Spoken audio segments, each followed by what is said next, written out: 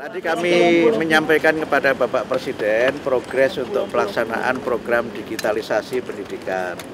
Yang alhamdulillah sekarang sudah mulai proses untuk pendaftaran dan penerimaan sekolah-sekolah yang siap untuk menerima. Dan insya Allah semuanya lancar. Dan saya ingin juga menyampaikan bahwa sekolah-sekolah itu kami data mana yang sudah siap. Dan itu kami nanti akan kirimkan sesuai dengan data yang dikirimkan sekolah itu. Jadi kalau kemarin sempat beredar kabar bahwa semua sekolah itu yang sudah tidak perlu dikirim, itu tidak benar adanya berita itu. Karena pengiriman itu berbasis form yang kita siapkan dan sekolah yang memang tidak memerlukan ya tidak kita kirim. Tapi semuanya berjalan dan sesuai arahan Pak Presiden, insya Allah program ini akan bisa kita laksanakan secara benar, sesuai dengan aturan yang ada dan sesuai dengan arahan Bapak Presiden. Begitu. Jadi berapa total sekolah yang sudah siap, Pak? Yang sekarang kami masih nunggu pengembalian formulir, nanti kami akan update perkembangannya dan kami juga sudah menyiapkan materi-materi pembelajarannya, sudah ada lebih dari 2.500 paket pembelajaran yang nanti dipakai untuk sekolah-sekolah yang menggunakan IFP itu. Kemudian juga kami sudah menyiapkan pelatihan untuk gurunya supaya alat itu dapat digunakan dengan sebaik-baiknya. Gitu ya. Terima kasih. Ada ya. usulan agar tunjangan DPR yang tinggi ini baiknya dialokasikan ke guru. Tanggapannya gimana, Pak? Kami kemarin sudah rapat dengan Komisi 10 DPR dan kami berterima kasih kepada Komisi 10 yang memberikan dukungan penuh kepada Kementerian Pendidikan Dasar Menengah, terutama untuk yang pertama peningkatan kesejahteraan guru. Jadi kami kan mulai tahun ini mengalokasikan anggaran untuk guru honorer yang kemarin sudah kita berikan 300.000 itu kita usulkan untuk ditambah menjadi 500.000 per guru per bulan.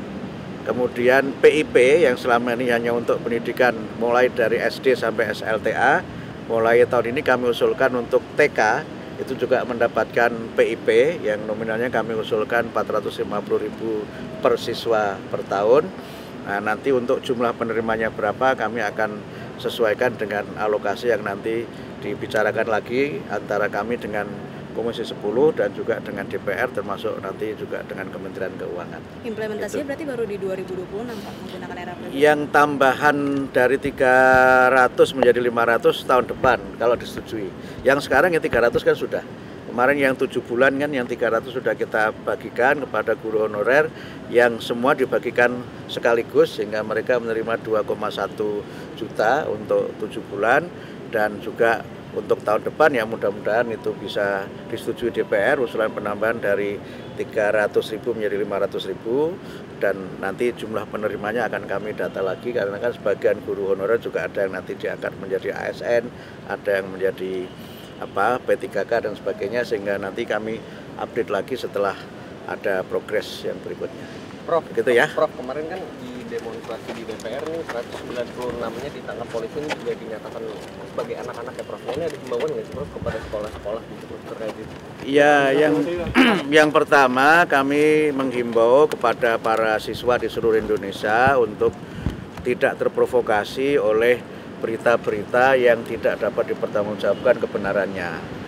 Kemudian yang kedua, kami menghimbau kepada para guru, para kepala sekolah untuk memberikan perhatian dan pengawasan kepada murid-muridnya untuk mereka tidak terlibat dalam kegiatan-kegiatan yang tidak sesuai dengan apa yang menjadi tugas mereka sebagai para pelajar. Tapi soal datanya berapa itu nanti biarlah Pak Kapolri atau pihak kepolisian yang akan menyampaikan. Prof, tapi dengan maraknya ini kan belakangan juga mulai turun ke jalan lagi ya Prof. Maksudnya anak sekolah, apakah Prof ini melihat juga ini mulai tumbuh kesadaran sosial gitu Prof daripada pelajar-pelajar ini Prof?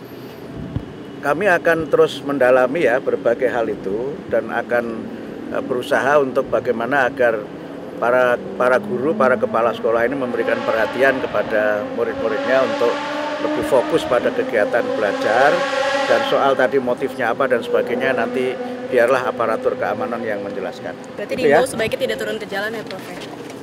Ya kalau namanya pelajar itu ya belajar lah gitu, belajar di kelas, belajar yang bermanfaat untuk masa depan mereka.